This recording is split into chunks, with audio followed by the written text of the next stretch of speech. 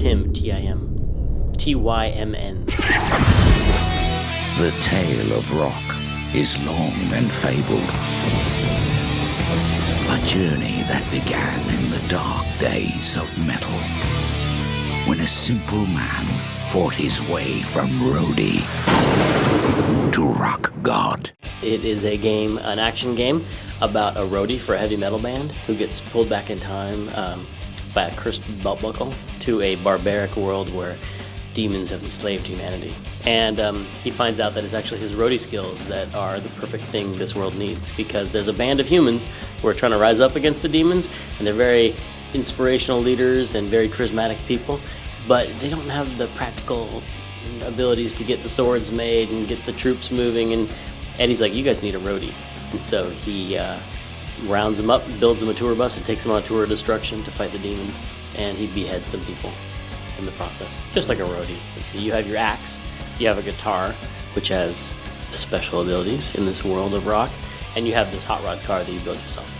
So you have these things, and you take them out into this barbaric world, and you've one by one, by taking on these missions to, say, rescue a bunch of headbangers who have been enslaved in these mines, digging up car parts without any tools. They're just bashing their heads against the wall. You can rescue them, and then they join your army, and then on the next mission you have them with you, and you can actually control them with really simple squad mechanics. And there's a love triangle also, and people get their heads chopped off. I think I covered it.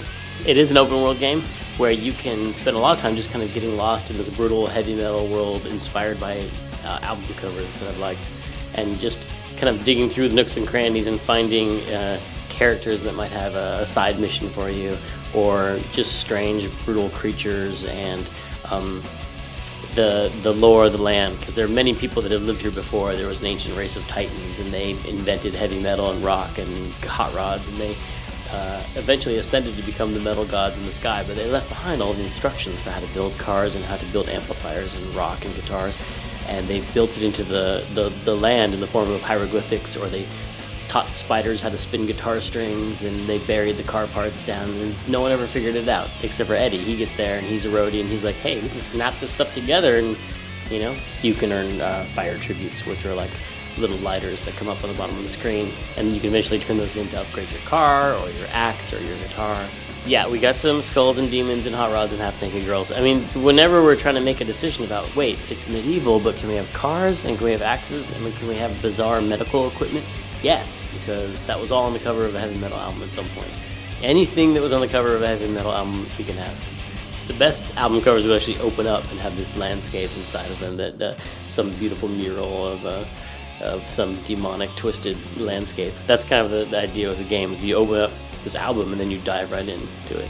Your axe has a set of combos, and it also has, in combination with your guitar that you bring back, a whole new layer of combos. Like, you can pop somebody up into the air with some pyrotechnics, and then you can just take their head off, or send them flying with like a baseball swing, and or you can just play your guitar and electrocute people, send a pyro underneath them, send them into the air. And when you have friendly troops around you, you can also use them in different ways. Like, you can use a D-pad to make them follow you, or just defend this area, or charge ahead, or you can actually interact with them and like throw your devil horns up and then make all the headbangers surround you in a mosh pit and march through enemies with this kind of deadly mosh pit of headbangers.